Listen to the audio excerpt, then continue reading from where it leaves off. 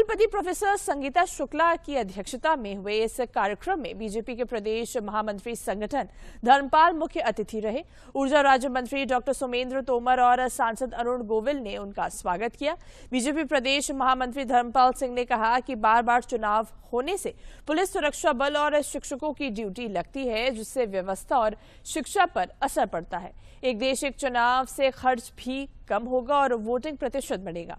उन्होंने बताया कि सभी राज्यों की वोटर लिस्ट अलग अलग है, लेकिन एक चुनाव से ही लिस्ट होगी। उन्होंने कहा कि फिलहाल ईवीएम और वीवीपैट मशीनें कम है, सुरक्षा बलों की व्यवस्था भी चुनौती है। समिति सभी दलों और समाज के वर्गों से बातचीत कर रही है। ये योजना 2029 तक संभव नहीं, लेकिन 2034 तक इसे लागू किया जा सकता है। इसके फायदे तो बहुत सारे हैं कि समय कम लगेगा, जो कोष है वो बचेगा और जो आचार संहिता के दिन होते हैं वो दिन कम हो जाएंगे। लेकिन इसमें चैलेंजेस भी बहुत सारे हैं और 2029 में ये पहली बार घोषित होगा ये सारी।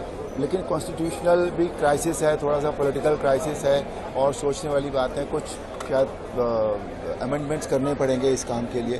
तो काम बहुत बड़ा है, लेकिन देश के लिए बहुत अच्छा साबित होगा ये वंस एक बार हो जाएगा।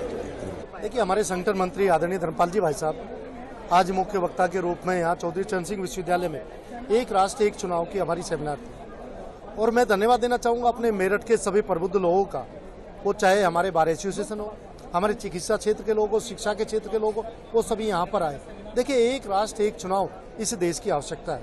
हमारे आर्थिक संसाधन हो, चाहे भौतिक स्थिति हम लोग देखें, जितना समय खराब होता है एक बार बार चुनाव होने के बाद, हमारी आर्थिक रूप से जितना नुकसान होता है, इन सब के लिए जरूरी है कि देश में एक चुनाव एक बार होना चाहिए। देखिए, अभी प्रक्रिया में है, हमारे पूर्व राष्ट्रपति महामहिम आदरणीय रामनाथ कोविंद जी उसकी अध्यक्षता कर रहे हैं।